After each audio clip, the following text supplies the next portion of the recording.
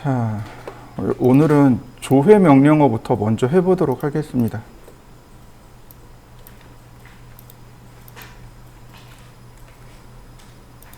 조회 명령어입니다.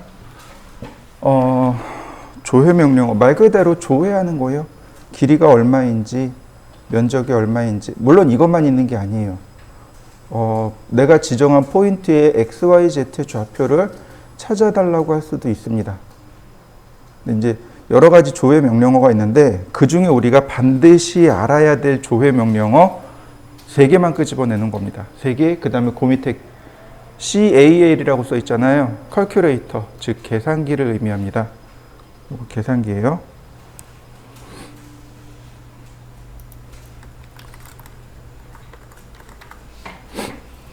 우리가 제일 많이 쓰는 게 이 정도 돼요. 자, 예를 들어서 제가 선을 이렇게 대충 그렸습니다. 이 선의 길이가 얼마인지 궁금해요. 우리가 작업을 하다 보면 거리를 모를 때가 참 많아요. 그러니까 처음에는 알고서 했는데 그 다음에 몰라요. 잊어버리는 거죠.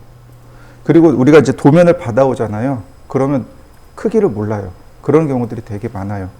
그때 사용하는 게 디스턴스 명령어입니다. 거리를 측정하다라는 뜻이에요. 디스턴스, 그리고 첫 번째 점, 그 다음에 두 번째 점. 그러면 이렇게 거리가 딱 측정돼서 나옵니다.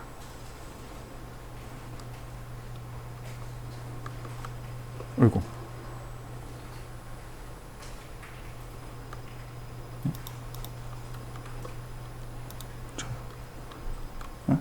이렇게요. 디스턴스, 거리, 각도, 이렇게 델타 XY. 얘를 붙여놓으면, 아이고, 아니요.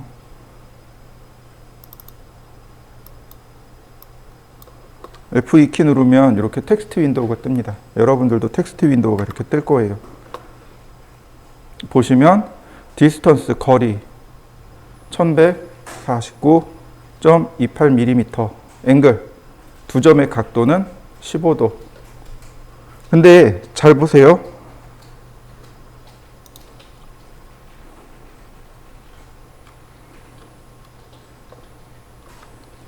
자, 디스턴스,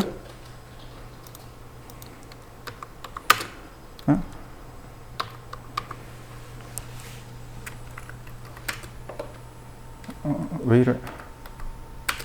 거꾸로 여기부터 쟀습니다. 이렇게. 그런 각도가 달라지는 거 보이시나요? 왜 이런 일이 발생했을까요? 이거 간단해요. 처음에 여기서 쟀잖아요. 첫 번째 점이 여기잖아요. 첫 번째 점의 0도는 여기예요. 그러니까 두 번째 방향으로 이렇게 갑니다. 근데 두 번째 쟀을 때는 어디예요? 첫 번째 점이 여기였죠. 0도의 방향이 여긴 거죠. 각도가 이렇게 측정이 되는 겁니다. 무슨 얘기인지 이해되시나요? 네, 이건 각도의 방향이기 때문에 그래요. 내가 첫 번째 점을 찍었을 때 0도의 방향으로부터 얼마나 떨어져 있을까? 이걸 측정하는 겁니다. 이해되셨죠? 자, 한번 여러분들도 해보시죠. 자, 지금부터 여러분들한테 드리는 상식입니다. 자, 우리가 거리에 대해서 봤는데요. 우리가 사용하는 단위는 밀리미터죠. 1미터는 몇 밀리미터일까요? 이거 제가 전에 설명드렸습니다. 1미터는 몇 밀리미터일까요?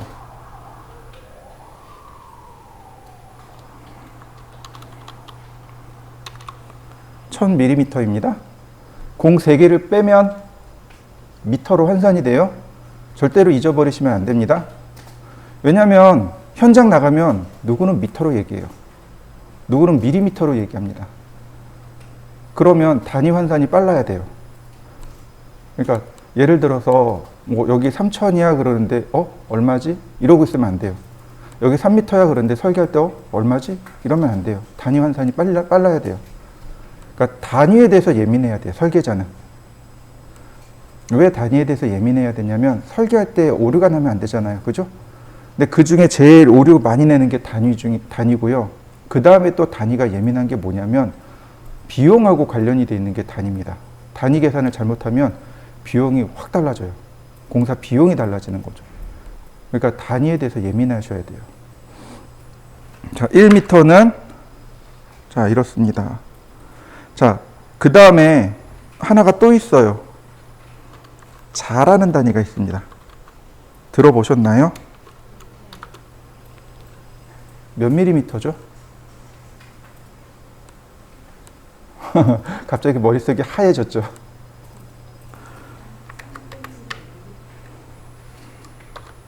이렇게 됩니다. 30.3cm입니다.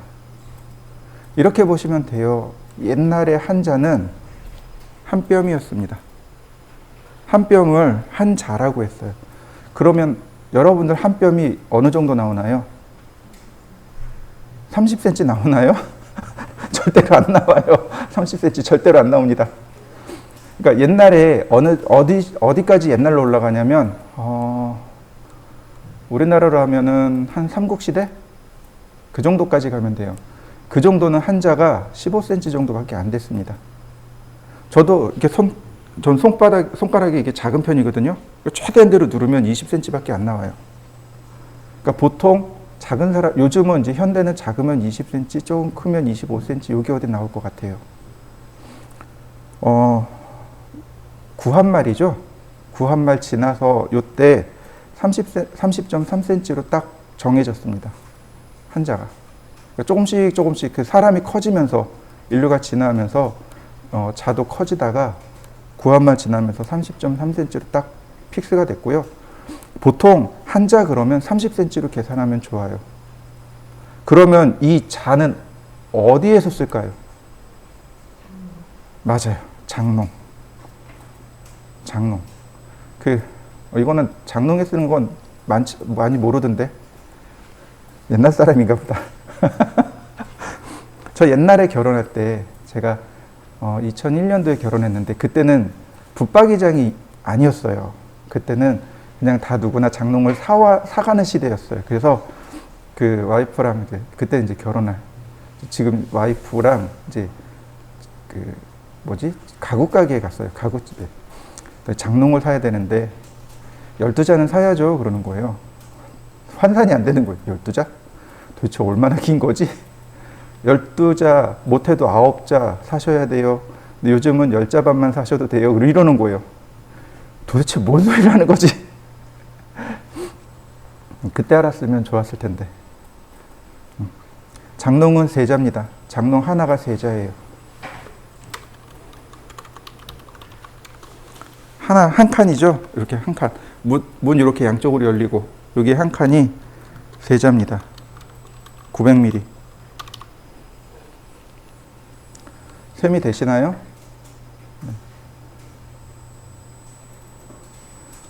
그러니까 12자 그러면 4칸이네요. 장롱 4개가 필요하다는 얘기죠. 그리고 9자 그러면 장롱이 3개가 필요하다는 얘기죠. 10자 반 그러면 장롱 3개 반이란 얘기예요. 3개 반인데 거기에 나머지 뭐냐면 이렇게 장롱의 양 옆에 날개가 붙는 거예요. 그게 붙박이장처럼 한동안 그렇게 유행할 때가 있었어요. 그래서 장롱만 딱 넣으면 양 옆이 사이드하고 위에가 보기 흉하잖아요. 그러니까 이렇게 덧대는 거예요. 그래서 반이 더 들어갔던 거예요. 다시 말하면요, 장롱이라는 말도 맞지만 나무를 취급하는 곳, 목재라 그러죠. 목재를 취급하는 업소는 전부 다 자 단위를 씁니다. 한자, 두자 이렇게 써요. 여러분들 그 합판 있죠? 합판도 그렇고 여기 지금 이거 석고보드잖아요. 이거 다 자로 얘기해요. 보통 기본 사이즈가 세자에 9자. 그러니까 3에 9 이렇게 얘기가 되는 거예요. 합판집 가서 이렇게 얘기하시면 돼요. 6T에 3에 9 주세요. 세자 9자 주세요. 그러면 바로 알아들어요. 앞에 먼저 나오는 게 뭐냐면 두께예요. 합판의 두께입니다. 합판의 두께. 뒤에 3T, 6T 이렇게 얘기하잖아요. T가 티크니스, 즉 두께를 의미하고요. 그 다음에 세자, 9자 이렇게 얘기하는 겁니다. 세자면 900mm죠. 9자면 1800ml죠? 이해되시나요? 네, 그렇게요.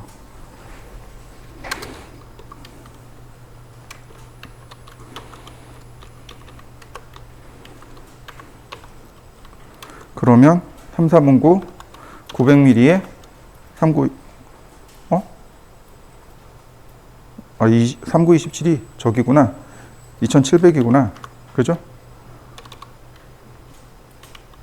3927이죠? 이렇게. 이해되시나요? 곱하기 3을 하시면 돼요. 3에 9 그러면 3927, 2700ml네요. 이렇게요.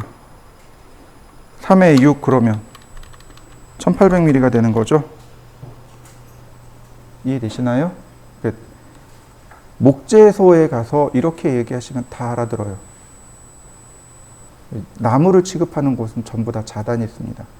또 자단이를 쓰는 데가 있어요. 어디서 자단이를 쓸까요?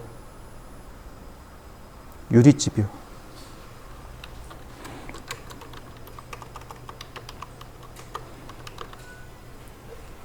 유리를 취급하는 것도 자로 이야기합니다. 이해되시나요? 아이를 키우면요, 일정 거쳐가는, 대부분 다 똑같이 거쳐가는 것들이 있어요. 애들이 어릴 때 이제 영아기 지나서 유아기를 들어가면 아이들이 이제 동물에 대해서 그렇게 관심을 많이 보여요. 동물, 곤충 이런 거에 굉장한 관심을 보여요. 그래서 처음에 물고기를 키웠어요.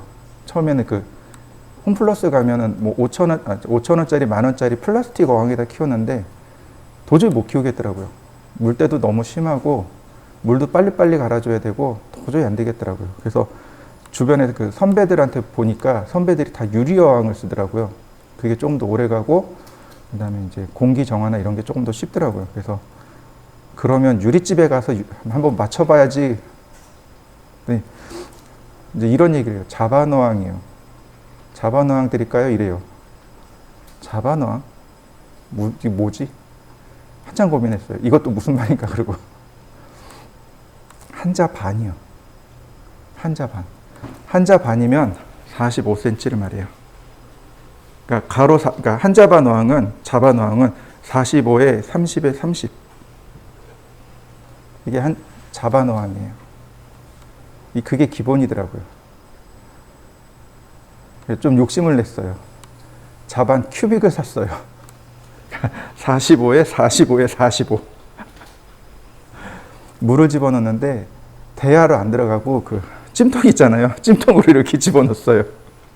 와이프랑 둘이 무서워가지고 혼났어요. 터지면 어떡하지? 터지면 어떡하지? 다행히 안 터지더라고요. 그래서 이제 애들 데리고, 애들 3살, 4살, 5살 요때인데 데리고 냇가에 가가지고 가재랑 버들치 잡아다 키웠어요. 애들이랑 이제 직접 이제 잡아요. 그 잠자리채 있잖아요. 그걸 이렇게 떠가지고 애들한테 잡아서 애들이 직접 먹이주고 그랬거든요. 근데 제일 재밌는 게 가재가 제일 재밌더라고요. 그 핀셋 이만한 거 있잖아요. 거기다가 당근 딱 해가지고 이렇게 딱 집어주면 가재가 팔 들고 와서 이렇게 딱 받아 먹더라고요. 되게 신기하더라고요. 그것도 이제 한때죠. 이제 그 시기가 지난 다음엔 이제 어떻게 했냐면 그 다음에 이제 곤충으로 넘어가요. 저기 참나무 아시죠? 아시나요? 참나무? 참나무가요, 도토리과예요. 그래서 상수리나무 있죠. 상수리나무 뭐 이런 거 다 참나무예요. 도토리처럼 생긴 열매를 맺는 모든 나무는 다 참나무라고 보시면 돼요. 근데 그 참나무에 보면 그 옹이가 있고 그 진액이 흐르는 나무가 있어요. 거기에 밤에 한 9시나 10시쯤 찌개하고 곤충 채집통을 들고 가요. 그리고 이제 라이트 들고. 그러면 거기 온갖 벌레 다 꼬여 있어요. 그 장수벌레 있죠? 그 이만한 거. 그런 거 거기 붙어 있어요. 여름에. 바퀴벌레도 거기 있고요. 온갖 벌레는 다 있어요. 그래서 손으로 만지기 못하니까 찌개를 해가지고 그거 떼다가 그 아까 얘기했던 자반어항 있죠? 거기다가 넣고 뚜껑 탁 닫아놓으면 잠을 못 자요. 얘네들 밤새 붕붕거리느라고. 하여튼 애들 그렇게 키웠어요. 근데 유리집에 가면 이렇게 얘기해요. 자단위로 얘기합니다. 자, 이해되시나요? 자, 하나 더 얘기해 보죠. 1피트. 피트도 나옵니다. 피트, 인치 이런 거 나와요. 1피트는 얼마일까요?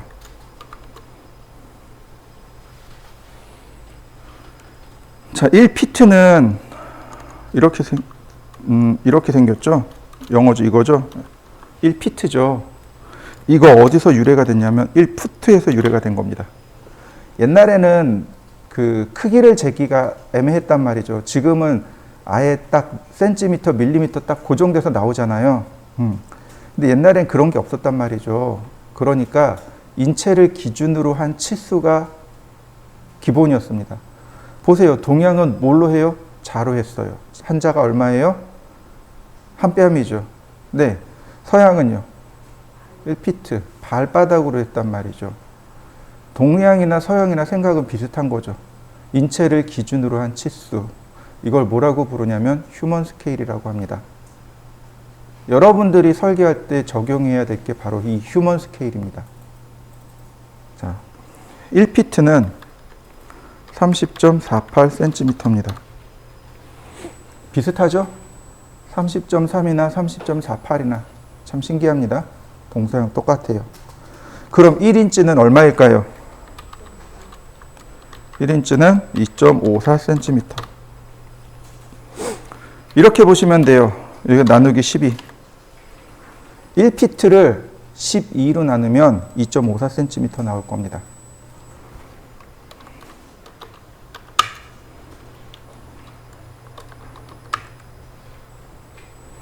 자, 30.48 2.54 맞나요? 다시 보세요. 30.48 나누기 12 2.54 맞나요? 네, 인치와 피트의 상관관계입니다.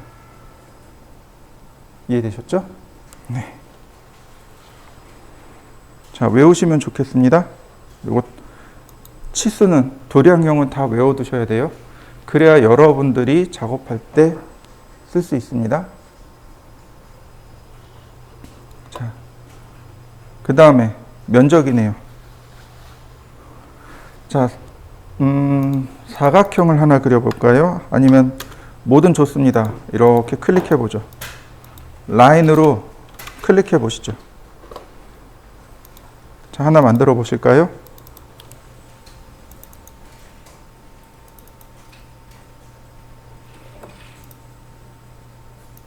여기에 대한 면적을 구하고 싶습니다. 보통 우리가 알고 있는 거 가로, 세로, 그죠? 사각형 같은 경우는 가로, 세로, 원은 파이 r 제곱, 원둘레는 2파이 r. 이해되시나요? 네. 미분인지 적분인지 헷갈리네요. 하여튼 파이 r 제곱이 면적이면 원둘레는 위에 2가 앞으로 내려온 거예요. 반지름 제곱이잖아요. 근데 이 제곱이 앞으로 그냥 이렇게 내려온 거예요.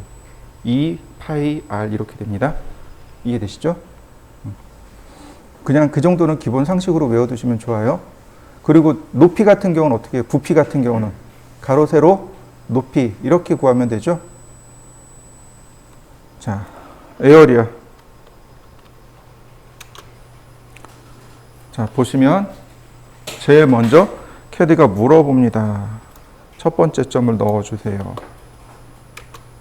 첫 번째 점, 두 번째 점, 세 번째 점, 네 번째 점, 다섯 번째 점, 여섯 번째 점. 더 이상 없죠? 엔터. 그러면 면적이 이렇게 나옵니다.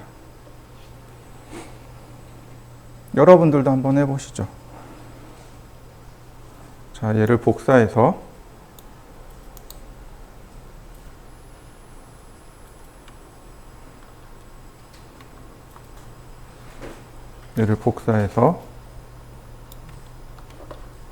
붙여넣기를 한번 해보죠.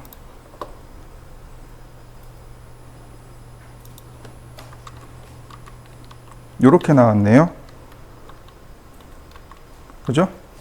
단위는 뭘까요? 단위는 뭘까요?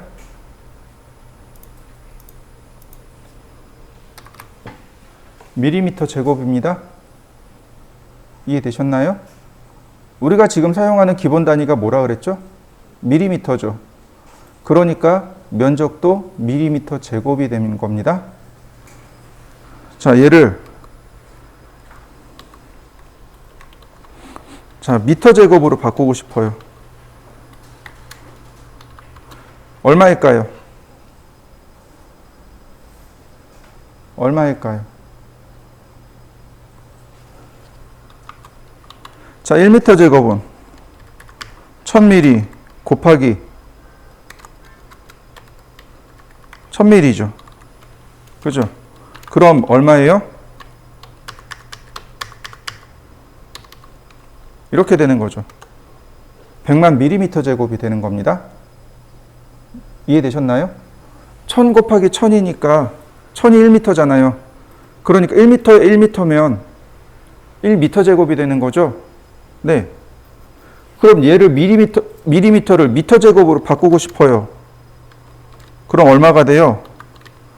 여기다 공 3개를 찍어보면 되죠. 이렇게요. 아, 1.9m 제곱이군요. 이해되셨나요?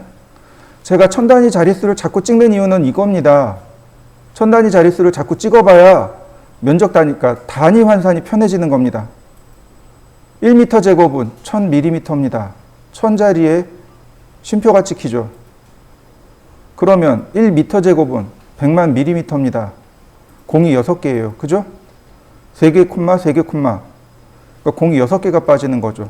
그래서 거꾸로 쉼표를 6개만 찍어보면 되는 거죠. 그리고 나머지가 미터 제곱이 되는 거죠. 이해되셨나요? 자, 여러분들도 면적을 만들고, 그러니까 계산해보고, 미터 제곱으로 환산해 보시죠.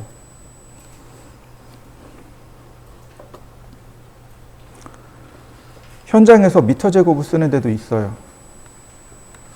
미터 제곱을 쓰는 데도 있고, 그러니까 벽지 있죠. 벽지는 미터 제곱을 써요. 벽지 미터 제곱을 씁니다. 그러니까 현장에 나가면 어디는 자를 쓰고 어디는 미터 제곱을 쓰고 우리는 밀리미터를 쓰고 단위가 다 다른 거죠. 그러니까 그때그때 단위를 파악해서 바꿔주셔야 되는 거예요. 센스 있게 바꾸셔야 됩니다. 그게 바로 천 단위 자릿수예요. 천 단위 자릿수만 잘 파악해도 파악하기 쉽습니다. 바꾸기 쉬워요. 한번 해보시죠. 한 평은 3.3m 제곱입니다. 얼마 전까지 우리 계속 이거 단위 쓰고 있었어요. 그리고 지금도 아직도 쓰고 있고요. 주로 집 이야기할 때 평 단위를 많이 사용하죠. 네, 한 평은 3.3m 제곱을 말합니다. 그러면 여기서 드는 질문, 가로 세로 얼마일까요? 가로 얼마, 세로 얼마일까요? 그럼 이제 갑자기 멍해지죠. 저도 이제 궁금해졌어요. 한 평은 알겠어요. 3.3m 제곱인 건 알겠는데 도대체 그 크기가 얼마만 할까? 도대체 그 크기가 얼마만 할까? 늘 그게 궁금했어요. 어떻게 하면 돼요? 루트를 씌워버리면 되죠. 그죠? 맞잖아요. 정사각형 같은 경우 가로 곱하기 세로잖아요. 그죠? 그 면적에 루트를 씌우면 가로, 세로가 나오겠죠. 언젠가 한번 루트를 씌워봤어요. 그랬더니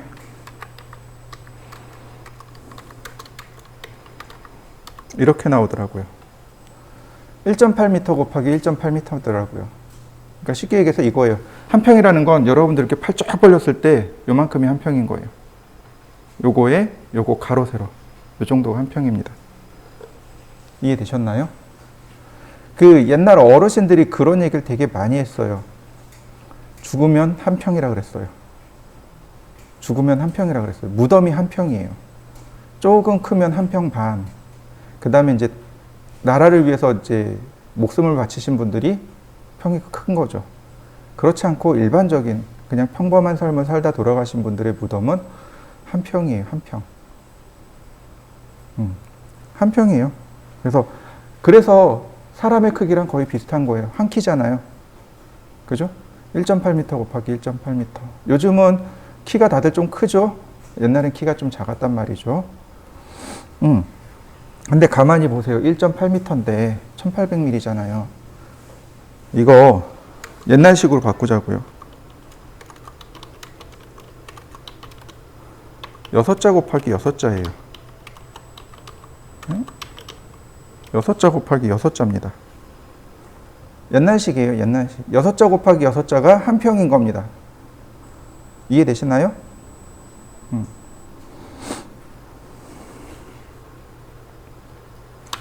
자요. 해배, 루베. 무슨 뜻일까요?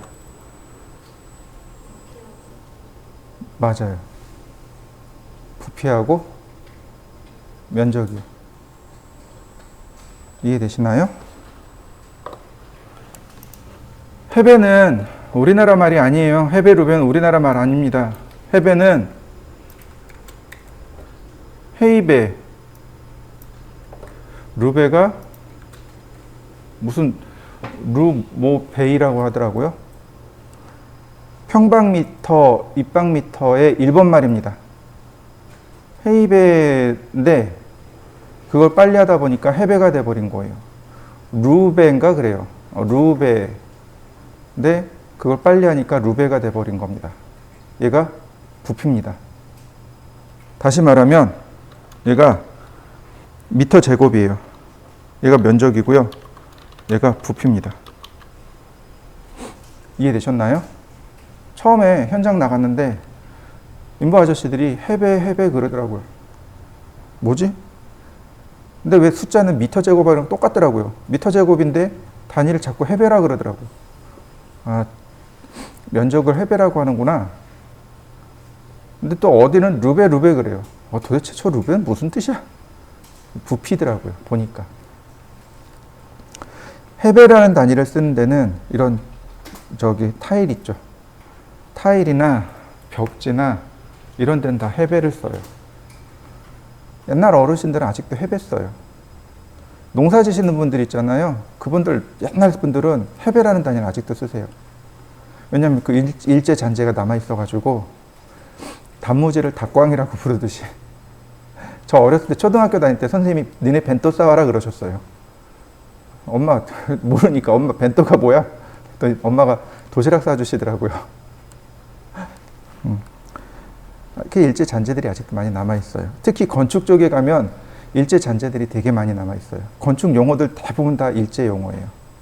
그거 한글로 순화하자고는 하는데 아시다시피 그 오야지들, 그러니까 일명 작업 반장님들이 다 연세가 많으세요. 안 바뀌더라고요. 한 2세대, 그러니까 세대가 한 세대는 돌아가고 한 2세대 돌아와야 좀 바뀔 것 같기는 해요. 루베는 부피입니다. 저 루베를 쓸까요? 안 쓸까요? 저 어디서 쓸까요? 쓴다면. 맞아요. 콘크리트요. 몰탈 있죠? 시멘트, 모래, 물 섞으면 몰탈. 시멘트, 모래, 물, 자갈을 섞으면 콘크리트. 루베라는 단위 씁니다. 어디다 전화하냐면 시멘트 회사에다 전화해요. 시멘트 회사에다가 전화해서 오늘 현장 여기 어딘데요? 5루베 방통 칠 겁니다. 레미콘차 보내주세요. 이렇게 얘기합니다. 레미콘차 하나가 5루베인가 6루베인가 그래요. 레미콘차 풀로 꽉 채워서 오면 5루베인가 6루베인가 그래요. 기억이 없네. 이해되셨나요? 네. 방통 칠 건데요. 처음에 방통 치자 그러면 뭔 얘기인지 못 알아들었어요. 이거 줄임말이에요. 방바닥 통미장. 방바닥 통미장. 무슨 얘기냐면 우리가 시공을 하잖아요. 그럼 여기다가 예를 들어서 온도를 만들 거예요. 이 바닥에다 온도를 만들 거예요. 그럼 어떻게 할까요? 현재 이렇게 있잖아요. 그죠? 그러면 일단 여기를 막아요.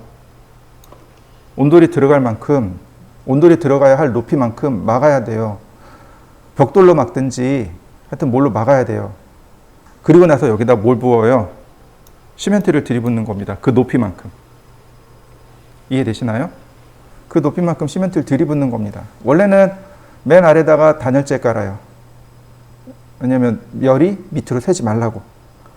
맨 아래에다 단열재를 깔고 그 다음에 콩자갈을 깝니다. 콩자갈이 뭐냐면 여러분들 새끼손가락만한 요만한 자갈들을 콩자갈이라고 그래요.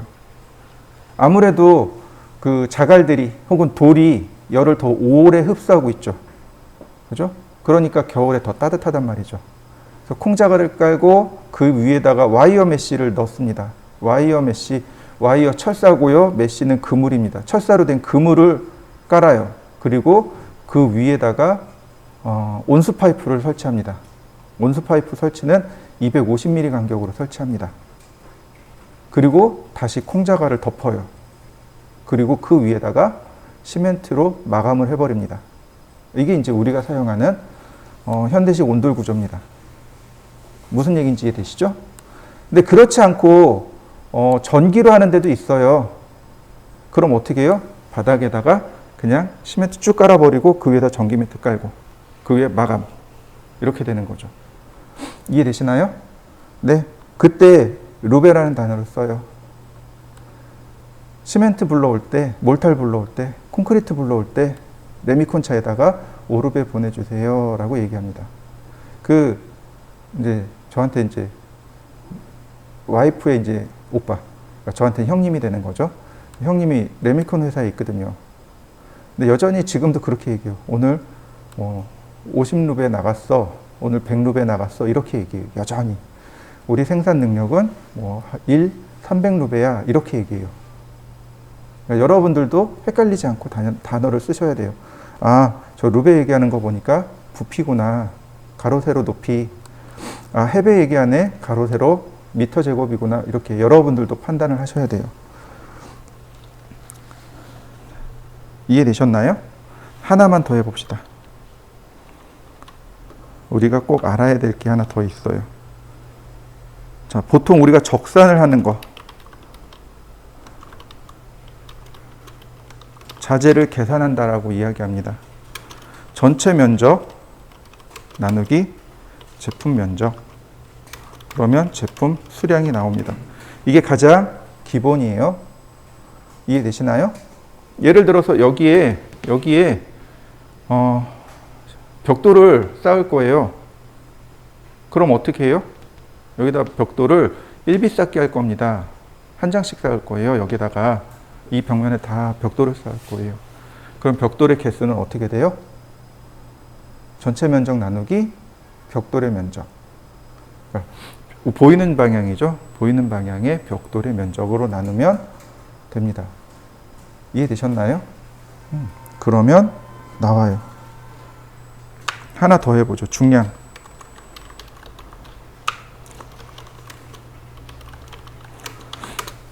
철의 중량. 여러분들 중량 계산 어떻게 할까요? 나무의 중량은, 예를 들어서 소나무의 중량은, 그건 이제 난감하죠. 그죠? 간단해요. 이렇게 됩니다. 그러니까 중량 계산하는 방식은 부피에 비중을 곱하는 겁니다. 이해되셨나요? 미터 제곱에 미터 제곱이 아니죠. 미터 세제곱이죠. 네. 아이고. 여기서 말하는 부피는 미터 세제곱입니다.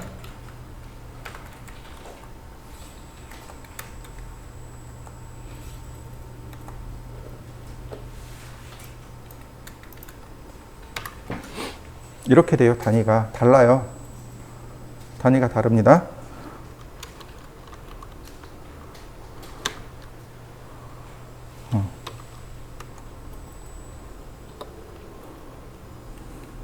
이렇게 나와요. 단위가.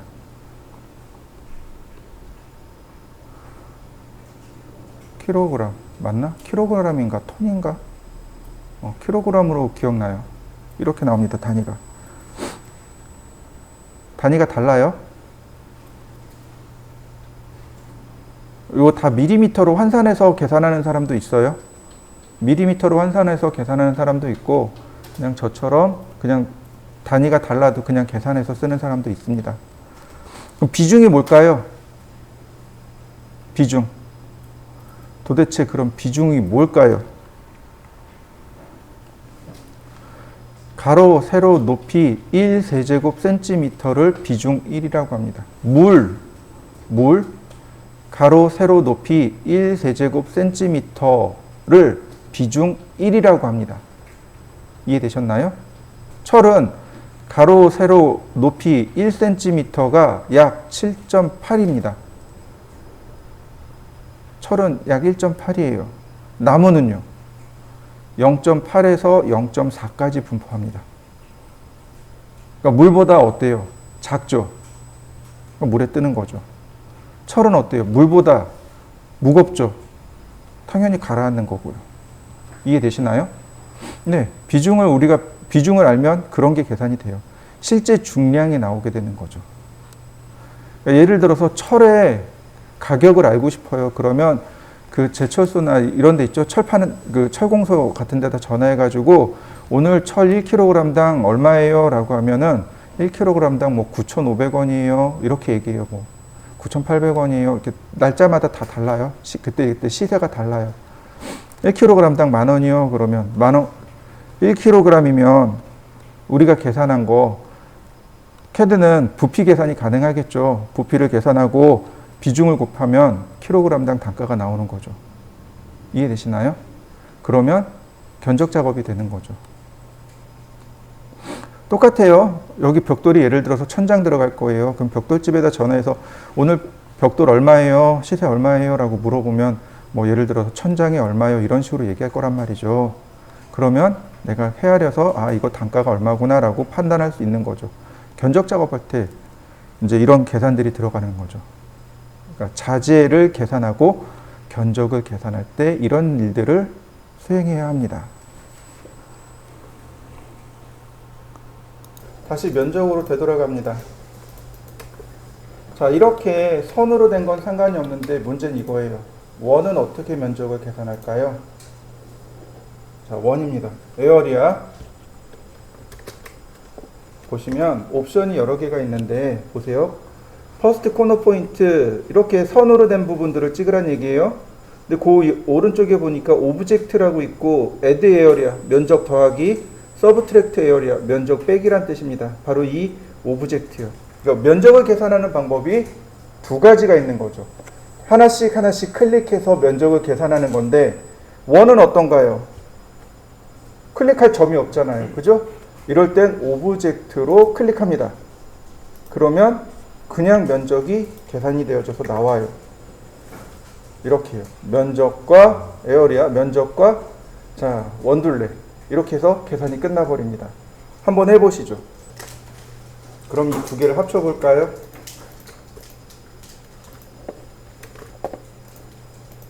자 이렇게 돼 있네요. 그럼 얘는 어떻게 계산하죠? 실제로 이렇게 돼 있는 경우들이 더 많을 거잖아요. 그죠? 이런 경우 도대체 어떻게 계산하냐 이거죠. 자, 명령어를 미리 좀 땡겨 봅시다. 바로 여기 조인 결합이요. 결합하기. 이 조인이라는 명령어는 분해의 반대입니다. 선들을 분해시키는 거예요. 다 낱낱으로 조각조각 쪼개는 걸 분해라고 하면 거꾸로 조인은 연결해 주는 겁니다. 자, 먼저 옆으로 옮겨서 라인 제가 이렇게 라인을 그리고 트림으로 이렇게 잘랐습니다. 그러면 이 선과 이 선은 어떻게 되나요? 나란한 평행선상에 있는 선 맞나요? 네, 조인 원본 합쳐질 거 엔터. 어떻게 됐나요? 하나로 합쳐진 거 보이시나요? 다시 조인된 거 보이시나요? 한번 해보시죠. 자, 다시 볼까요? 선을 이렇게 그렸단 말이죠. 트림. 이번엔 이렇게요. 그럼 선들이 어떻게 돼 있나요? 다 따로따로 떨어져 있는 거 맞나요? 조인. 같이 선택하고 엔터. 그럼 어떻게 돼요? 하나로 연결된 거 보이시나요? 자, 여러분들도 한번 해보시죠. 다시 보시죠. 어때요? 하나씩 떨어져 있는 거 맞죠? 조인 선택하고 나머지 선택하고 엔터. 그러면 이렇게 하나로 다 연결이 됩니다. 한번 해보시죠. 조인 명령어는요, 이런 거예요. 나란한 상태에 있을 때, 아니 동일선상에 있을 때는 하나로 이런 식으로 만들어 주고요. 그 다음에 이렇게 각도가 다르죠. 나란하지 않을 때는 그냥 연결을 시켜주는 겁니다. 이때 얘가 바로 P라인입니다. 폴리라인이요. 우리 렉탱글 봤었죠? 폴리곤 봤었죠? 네. 얘네들 폴리라인이라 그랬었죠? 네, 이거 폴리라인입니다. 자, 다시 한번 봅니다. 제가 선을 이렇게 다 끊어놨어요. 자, 앞에 있는 걸 제가 색상을 이렇게 바꿔놨습니다. 눈에 잘 띄게 이렇게 바꿨습니다. 조인 원본 선택하고 엔터. 어떻게 되나요? 색상 바뀐 거 보이시나요? 다시 봅니다. 조인 선택하고 엔터. 이해되시나요? 다시 봅니다. 선택하고 엔터. 다시 볼까요? 조인 원본 선택하고 나머지 선택하는 겁니다. 얘네들이 이렇게 들어가라. 여기로 얘네들이 결합되어져라. 이 얘기인 겁니다. 자, 여러분들도 색상을 넣어서 한번 해보시죠. 레이어도 바뀌어요. 그러면 여기 있는 이 선들을 어떻게 하면 돼요? 다 조인하면 되는 거죠. 조인 이렇게요. 그러면 하나로 연결된 거 보이시나요? 네, 에어리아 오브젝트 그리고 클릭하면 한 번에 계산이 끝납니다. 이렇게 복잡한 도형은 그냥 조인으로 해버리면 돼요. 조인으로 선들을 다 연결한 다음 그리고 에어리아의 오브젝트를 이용해서 클릭하시면 됩니다. 한번 해보시죠. 이번엔 이렇게 해볼까요? 옆에 제가 원을 이렇게 그렸습니다. 이 두 개의 면적이 필요해요. 두 개가 합산된 면적이요. 에어리아, 자, 애드 에어리아 면적 합산하기 누르면은요 이렇게 코너 포인트가 나와요. 점을 찍어서 합산할 거냐, 아니면 오브젝트를 찍어서 합산할 거냐, 아니면 면적 빼기 할 거냐. 자, 역시 마찬가지로 오브젝트로 한 번 클릭하고 두 번 클릭하고. 그럼 면적 합산된 거 보이시나요? 토탈 에어리아 엔터. 그러면 이렇게 토탈 면적이 나오게 됩니다. 한번 해보시죠. 서클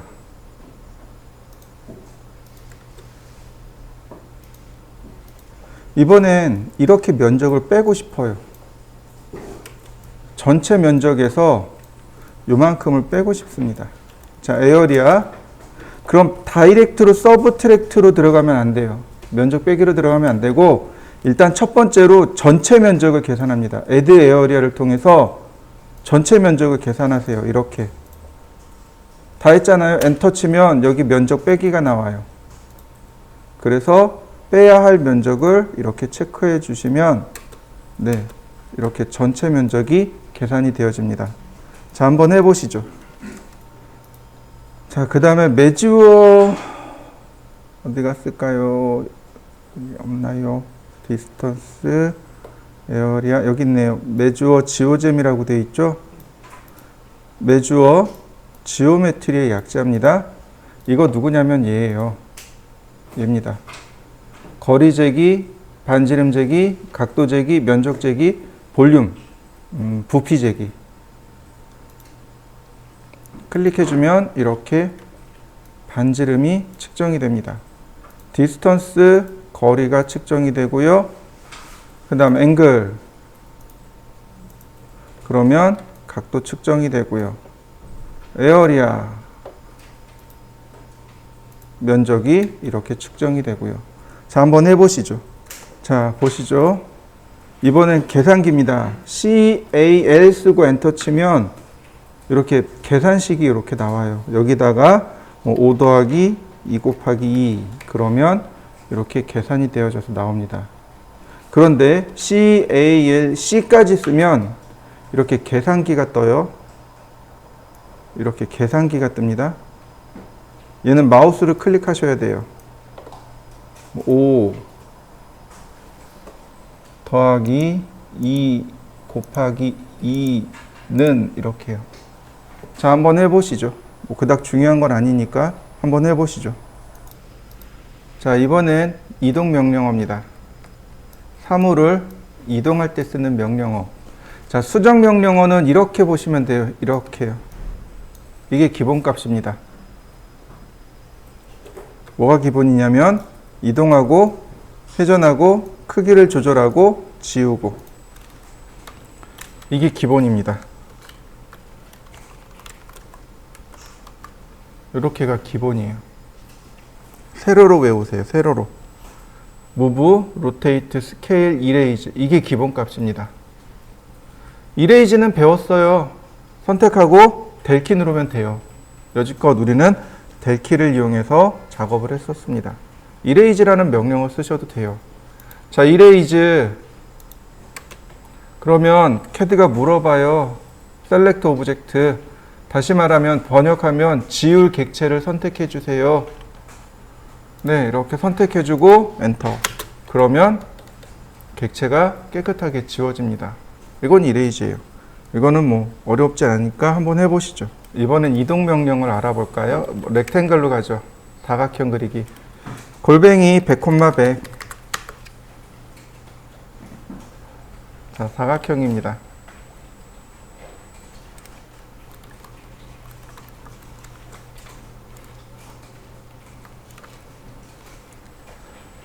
자, 이동하기. 수정 명령은 전부 다 여기 있어요. 모디파이에 있습니다. 이동하고 회전하고. 자, 이동 명령을 누르면 제일 먼저 물어보는 건 셀렉트 오브젝트입니다. 이동해야 할 객체를 선택해 주세요. 이런 뜻이죠. 객체 선택합니다. 하나씩 이렇게 선택해도 되고 크로스나 윈도우로 선택하셔도 되고, 그건 여러분들이 편하신 대로. 그리고 엔터. 그러면 CAD가 제일 먼저 물어보는 거 베이스 포인트, 기준점이요. 어디서 어디까지. 우리는 딱 보면 알아요. 그죠? 제 위치가 눈에 들어온단 말이죠. 근데 CAD는 그 위치를 모르잖아요. 그러니까 위치를 찍어줘야 돼요. 예를 들어서 여기서부터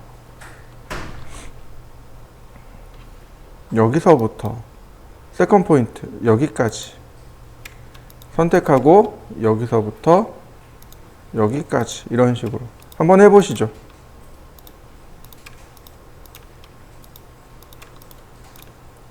꼭 오스냅을 이용하지 않더라도 이렇게 중간에서, 내면의 중간에서 이렇게 움직이셔도 돼요. 한번 해보시죠.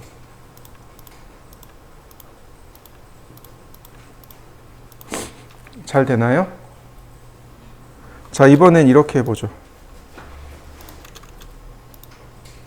제가 원하는 건 이렇게 모양을 만들고 싶어요. 제가 원하는 건 이 모양이에요. 그러면 여기 있는 점이 어디로 가야 돼요? 여기로 와야 되는 거죠. 맞습니까? 네. 이동하기. 여기 있는 점이 여기로, 그런 모양 만들어졌나요? 자, 여러분들도 한번 해보시죠. 자, 이번엔 이렇게 원을 그려봤습니다. 제가 원하는 건 여기 쿼드란트 포인트에 이렇게 있길 원해요. 그럼 미드 포인트를 써야 돼요. 그래서 오스넷 미드 포인트를 체크하고 이동하기. 중간점을 지정하고 여기 쿼드란트. 그러면 이렇게 모양이 맞춰지겠죠. 자, 한번 해보실까요? 자, 카피. 이동 명령하고 카피 명령하고 똑같습니다.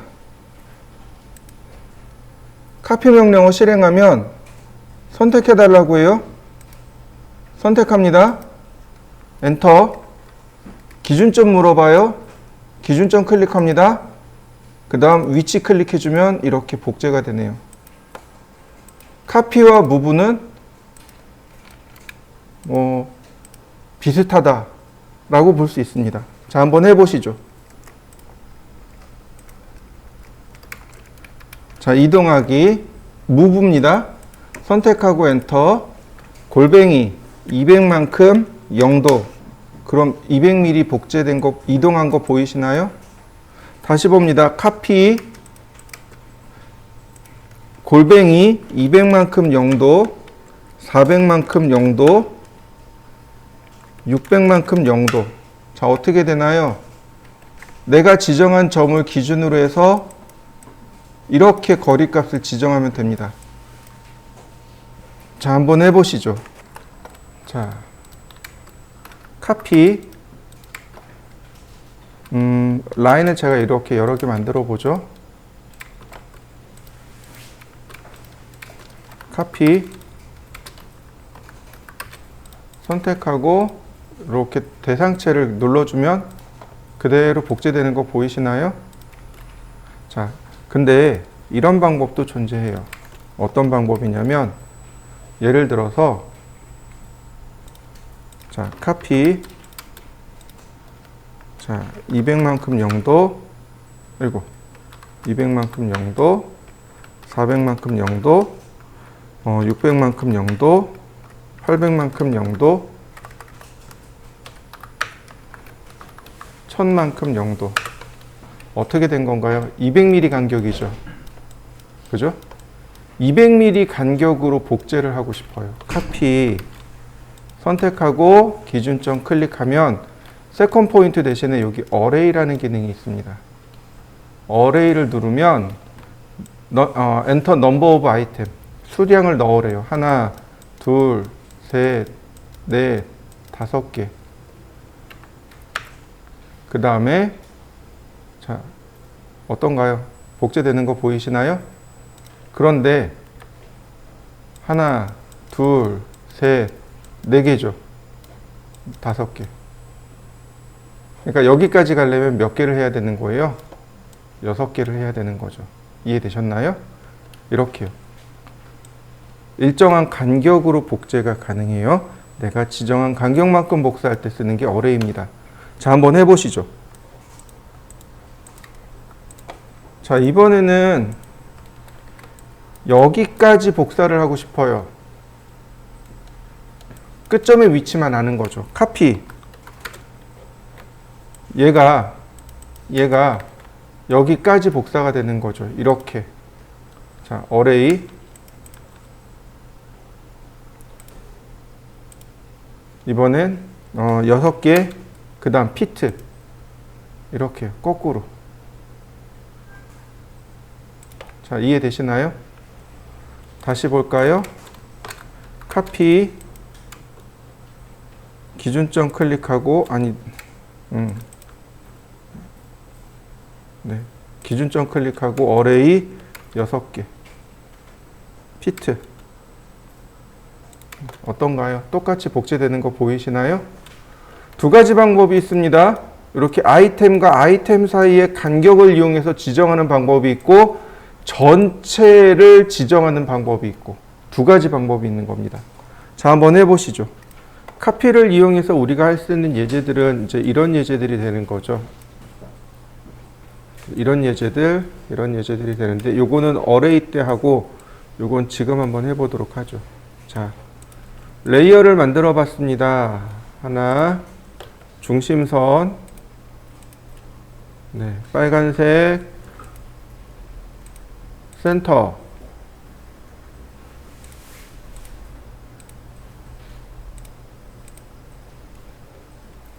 자, 다시 레이어 바꾸고,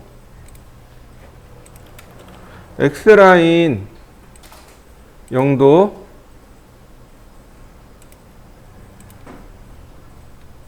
30도, 90도, 150도. 다시 서클, 반지름 20, 다시 반지름 40,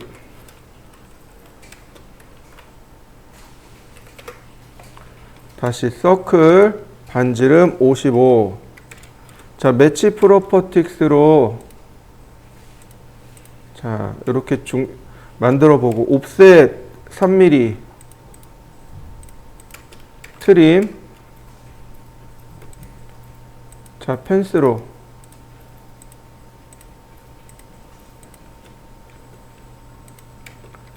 서클 반지름 3.5 다시 서클 반지름 6.5 다시 서클 반지름 10 카피 중심점 클릭하고 한 번, 두 번, 세 번 다시 카피. 자, 어떤가요? 그냥 복제함으로 인해서 금방 만들어지죠? 자, 한번 해보실까요? 자, 이번에는 어레이입니다. 배열이에요. 자, 똑같이 제가 사각형을 그렸습니다. 50, 50. 한 변의 길이가 50인 정사각형입니다. 어레이. 그럼 객체를 선택하라고 해요. 객체 선택하고 나면 그 다음에 배열 방법을 물어봅니다. 렉탱귤러 배열이 있고요. 폴라 배열이 있고요. 패스 배열이 있습니다. 렉탱귤러 배열이라고 하는 것은 배열이 완성된 모습이 사각형 모양으로 생겨서 렉탱귤러 배열이라고 합니다. 패스 배열은 경로를 따라서 만드는 배열이고요. 폴라 배열은 완성된 모양이 원형으로 생겼다고 해서 폴라 배열이라고 합니다. 먼저 렉탱귤러요. 그럼 이렇게 뜹니다. 가로, 세로. 자, 이렇게 가는 것. 요게 칼럼, 요렇게 가는 건 로우. 보이시나요? 리본 메뉴가 아예 바뀌어 버립니다. 리본이 아예 바뀌어요.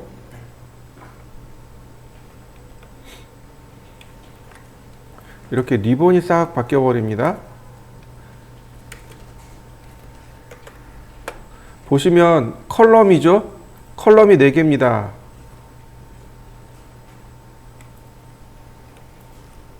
이렇게요. 그 다음 로우, 그 다음에 비트윈은 간격입니다. 보시면 컬럼 다음에 비트윈 나오죠? 비트윈은 간격인데 중요한 게 있습니다. 그게 뭐냐면 바로 이겁니다. 시작점부터 그 다음 시작점까지 여기가 비트윈입니다. 이게 간격이에요. 이해되셨나요? 우리나라 의식은 이거죠. 여기서부터 여기까지가 간격이죠. 이게 아니고 처음 시작점에서부터 그 다음 시작점까지 여기가 간격입니다. 이걸 기억하셔야 돼요. 이해되셨나요? 그러니까 비트윈을 넣을 때 물체의 전체 길이 플러스 사이 간격, 이게 비트윈의 개념입니다. 자, 50에 50이었잖아요. 그러니까 제가 여기다가 50이라고 써보겠습니다. 그럼 어떻게 돼요? 따닥따닥 붙어있는 거 보이시나요? 네. 여기다가 어떻게 해야 돼요? 띄울 간격을 적어줘야 되는 거죠. 예를 들어서 70. 그러면 20mm를 띄웁니다 라는 뜻이 되는 거죠. 여기도 마찬가지. 똑같이 70 그러면 됩니다. 레벨이라는 건 뭐냐면 Z축 방향으로 해요. 자, 예를 들어서 제가 여기다가 5개 간격은 50mm라고 했습니다. 보이시나요? Z축 방향으로 올라가 있는 거? 이렇게 Z축 방향으로 갑니다. 예를 들어서 3개 그러면 Z축 방향으로 바뀌는 거 보이시죠? 네, 이건 Z축 방향입니다.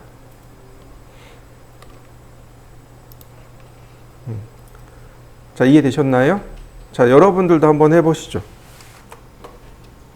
보시면 여기 associative라는 값이 존재합니다. associative가 총 3군데서 나와요. 치수에서 한번 나오고 해치에서 한번 나오고 어레이에서 한번 나옵니다. associative가 뭐냐면 연관성이란 뜻입니다. 연관 배열이란 뜻이에요. 만약에 해치에서 나오면 연관 해치가 되는 거고 치수에 나오면 연관 치수가 됩니다. 연관성이란 뜻이에요. associative가 연관성이란 뜻입니다. 자, 지금 오소시에이티브가 체크되어 있습니다. 이거 푸셔야 돼요. 풀어야 됩니다. 자, 일단 저는 체크해 놨습니다. 그리고 클로즈.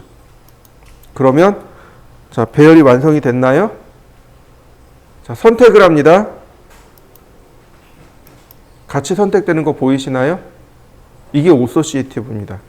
오소시에이티브는 연관성이란 뜻으로 아이템과 아이템이 서로 연관지어져 있어서 얼마든지 수정할 수 있도록 도와주는 것. 이게 오소시에이티브입니다. 근데 중요한 건 어레이는 이 아이템을 수정을 해줘야 돼요. 아이템별로 다 제각각 수정을 해줘야 돼요. 근데 이렇게 연관해치로 묶여버리면 아이템이 수정이 안 돼요. 무슨 얘기인지 이해되셨나요? 네, 이거 아이템 수정 안 돼요. 다만 이렇게 수량이라든지 간격이라든지 이런 건 얼마든지 수정이 돼요. 이렇게 얼마든지 이렇게 수정은 가능해요. 무슨 얘기인지 이해되시나요? 이렇게 얼마든지 수정은 가능하지만 이 아이템 한 개 한 개는 수정이 안 돼요. 여러분들도 한번 확인해 보시죠. 자, 또 하나. 지금 여기 보시면 그림 나오죠. 화살표 보이시나요? 이렇게 그립들이 나옵니다. 이거 클릭해 보시면 이렇게 수량을 조절할 수 있어요. 맨 바깥쪽 게 수량이라고 보시면 돼요. 이렇게. 그 다음에 중간에 있는 게 간격이에요. 이렇게 간격입니다. 클릭하고 움직이시면 돼요. 클릭하고 이렇게 움직여 보시면 바꿀 수 있습니다. 자, 한번 해보시죠. 자, 그러면 얘는 어떻게 할까요? 이런 경우는 작업 못하는 걸까요? 아니요. 할 수 있어요. 여기 분해요. 분해하면 돼요. 익스플로드 분해하시면 됩니다. 선택하고 여기 어디 갔을까요? 여기 있네요. 익스플로드 명령어 여기 있고요. 분해하기 익스플로드하고 선택하고 엔터. 그러면 이렇게 다 따로따로 떨어집니다. 대신에 수정은 안 되는 거죠. 간격이라든지 개수 수정은 안 되는 거죠. 자, 한번 해보시죠. 다시 봅니다. X라인. 자, X라인 0도, 90도, 45도. 자, 트림으로 자르고 30mm, 다시 20mm, 다시 트림으로, 그 다음 라인 적당히 띄워서 옵셋 10mm. 자, 필렛 다시 트림.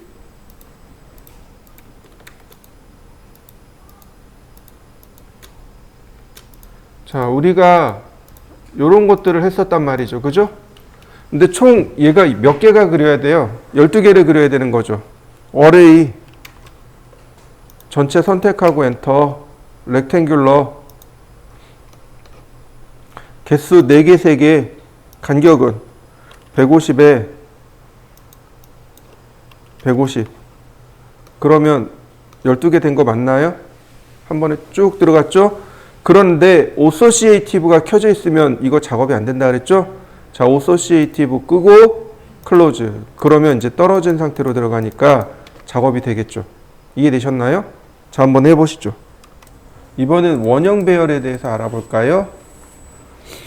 자, X라인 0도, 그 다음에 30도, 60도, 90도, 120도, 150도. 서클 반지름 50. 자, 트림으로 잘랐습니다.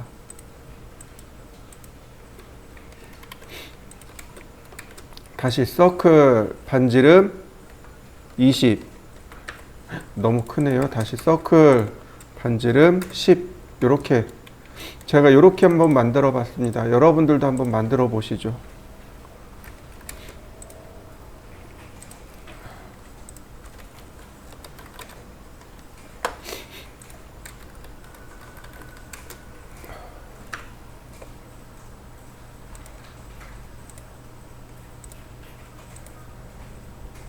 반지름 50이고 얘는 반지름 10이고 그 다음에 여기 사이각도는 30도입니다. 이쪽으로 놓을까요? 이렇게 됩니다. 자, 한번 만들어 보시죠.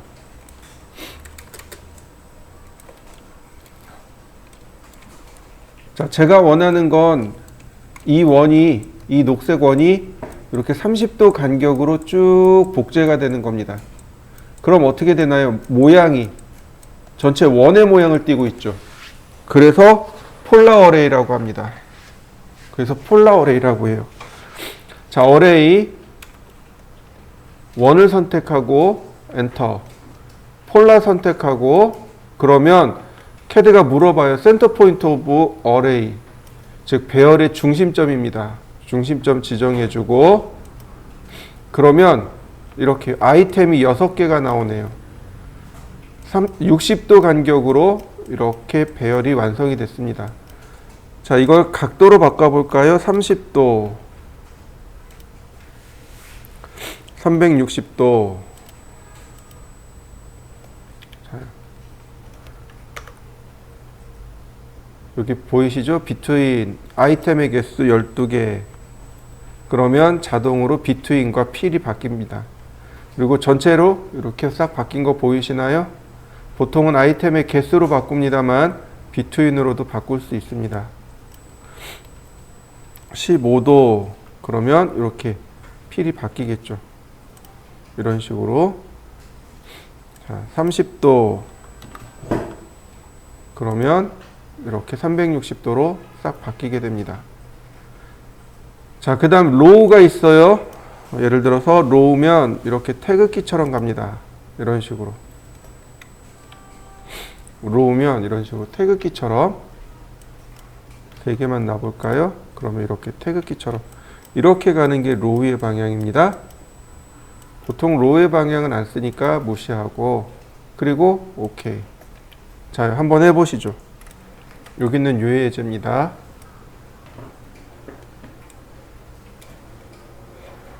자, X라인 0도, 60도, 90도, 120도. 서클 반지름 20, 다시 서클 반지름 40. 자, 그 다음 나중에 해야 되겠네요. 아니, 반지름 20이니까 여기서부터 원이 20이니까 이렇게 서클 여기 반지름 20이죠. 그럼 여기서부터 여기까지 20이란 얘기죠. 네, 옵셋 25mm. 자, 트림으로 전부 다 끊어버리죠.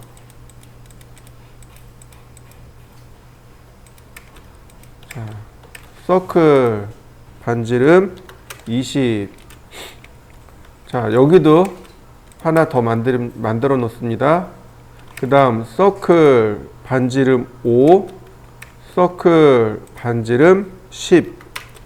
자, 요렇게 두 개는 바꿉니다. 요렇게도 바꿉니다. 중요한 건 뭐냐면 바로 얘예요. 얘입니다.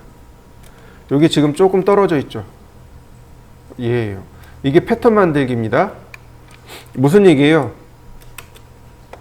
원이 이렇게 와서 여기까지죠. 그래야 다음번에 복제가 됐을 때 이렇게 복제가 되죠. 이해되시나요? 만약에 어레이를 얘만 하게 되면 이렇게 된단 말이죠.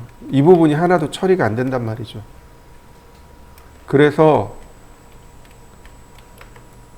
이거를 여기다 하나 더 그려서 서클 반지름 20짜리 하나 더 그려서 여기를 체크를 해줘야 돼요. 여기 트림으로 자르고 여기도 트림으로 자르고 이제 지워도 돼요.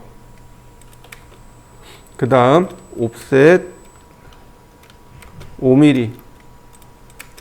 자, 트림으로 여기 지우고, 아이고, 이런. 지우기 전에 여기도 먼저 지우고,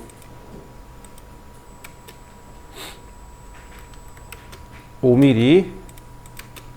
자, 트림으로, 네. 자, 매치 프로퍼틱스, 이렇게요.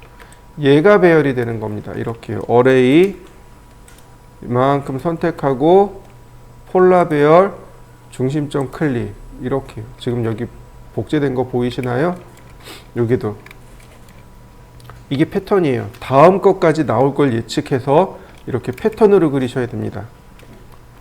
자, 매치 프로퍼틱스. 자, 어레이 선택하고, 폴라 어레이. 자, 그 다음 여기 잘 보세요. 서클 반지름 4mm, 서클 반지름 5mm. 자요. 그런데 여기가 지금 이렇게 오픈되어 있죠. 어레이 선택하고 폴라 어레이. 자, 수량은 4개입니다. 근데 어떻게 되어 있나요? 터진 쪽이 좌하단인데 얘는 우하단으로 갔고, 얘는 우상단으로 갔고, 얘는 좌상단으로 갔죠. 다시 말하면 얘가 제자리에서 이렇게 빙글빙글 돈다는 얘기예요. 이게 바로 여기는 로테이트 아이템입니다. 여기 로테이트 아이템을 끄셔야 돼요. 이런 경우. 자, 보세요. 제가 로테이트 아이템을 껐습니다.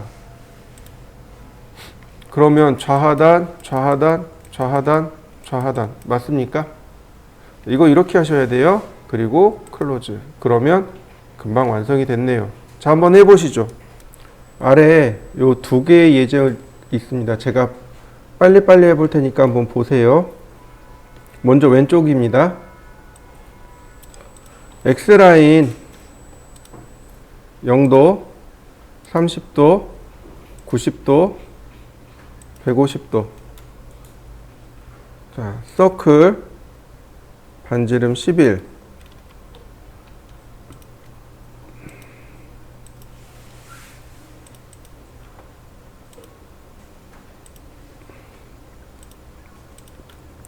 X라인 호리젠탈 옵셋 26mm, 다시 옵셋 3mm, 필렛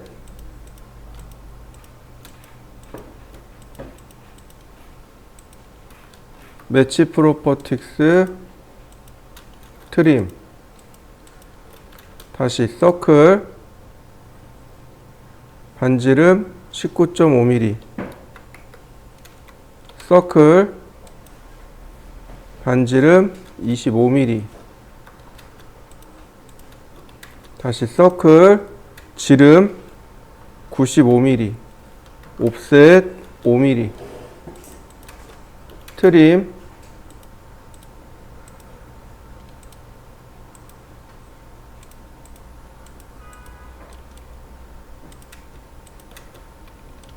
자, 서클 지름 7mm, 옵셋 7 나누기 2, 옵셋 5mm, 트림, 그 다음 아크, 시작, 끝, 반지름 22, 다시 트림. 자, 필렛 하면 되겠고요. 여기도 트림.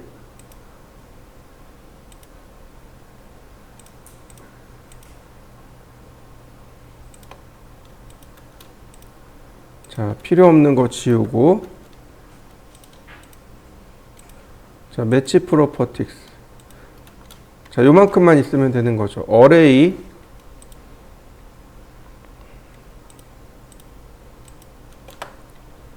폴라 어레이 자, 이렇게요. 다시 봅니다. X라인 0도 90도 서클 반지름 9mm X라인 버티컬 옵셋 21mm 자, 옵셋 2mm 자, 매치 프로퍼틱스로 색상 맞추고 필렛 자,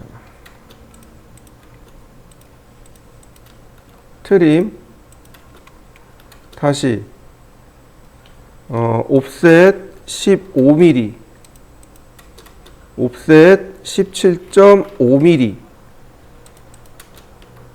자, 매치 프로퍼틱스로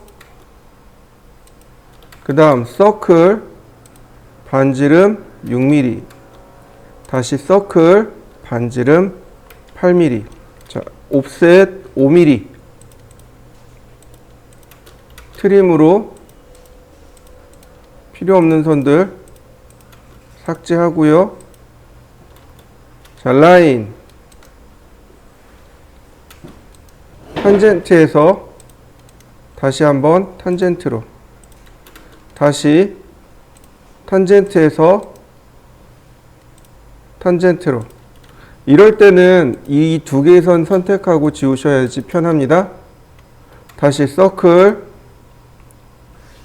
53.5mm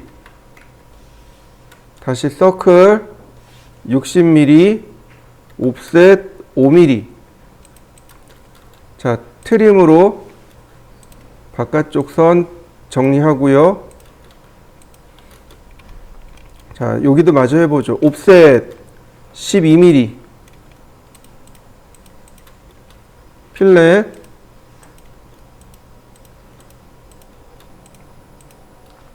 매치 프로퍼틱스로 속성 맞추고 트림으로 잘라내고요. 어레이 이 안쪽에 있는 얘는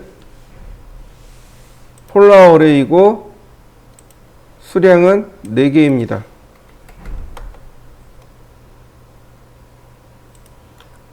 여기 색상 네. 그 다음 어레이 바깥쪽에 있는 얘는 폴라 어레이고 중심점 지정하고 수량이 12개 자, 금방 만들어진 거 보이시나요? 사실은 이거 다 어레이 예제들이에요. 이것도 어레이고 얘도 어레이 예제입니다. 자, 그 다음에 요것도 보시죠. 그 다음 레이 0도 60도 300도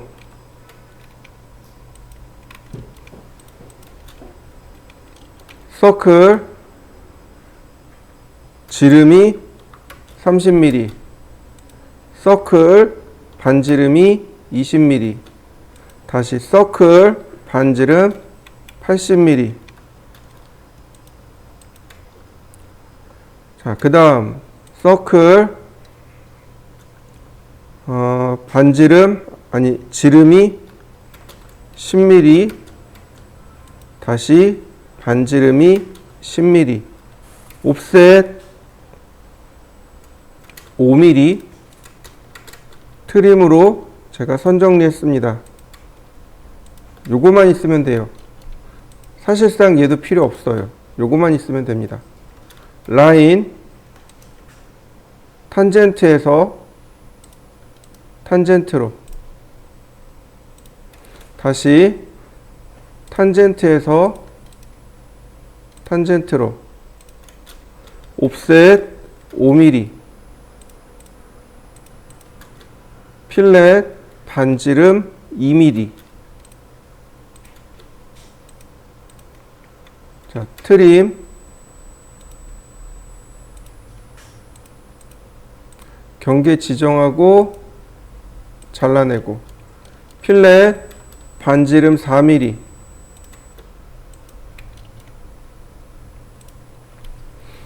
자, 어레이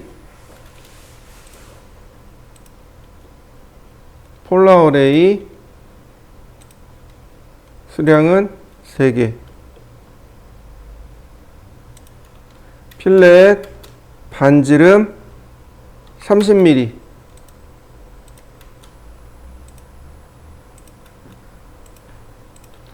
나머지 트림으로 선 정리하면 그냥 완성돼요. 자, 그 아래 거 봅니다. 자, X라인. 자, 0도, 90도.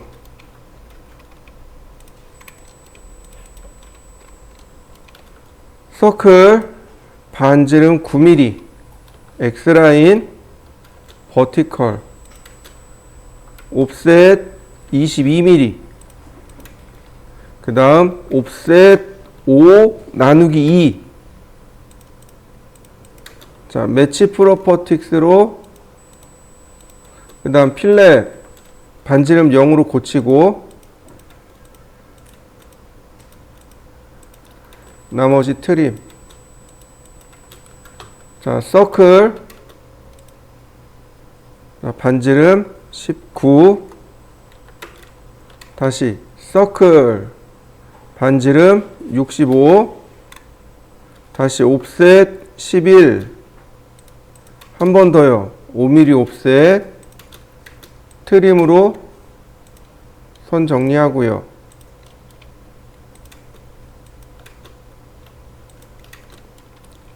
그 다음 자, X라인 버티컬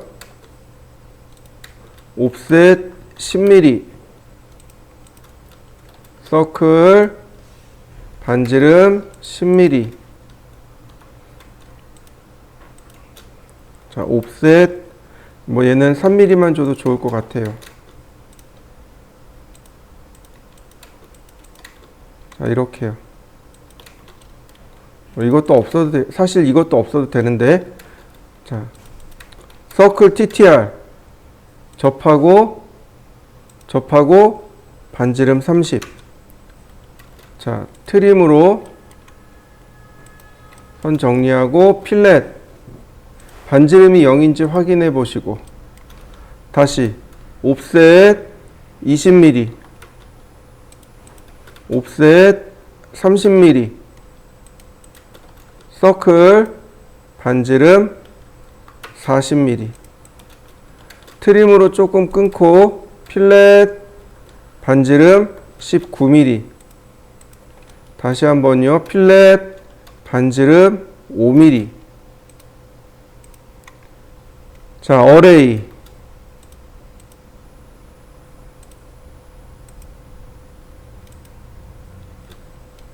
폴라 어레이고요. 수량은 4개입니다. 그러면 금방 모양이 완성이 돼요. 이거 다 어레이를 이용한 예제들입니다. 자, 한번 해보시죠.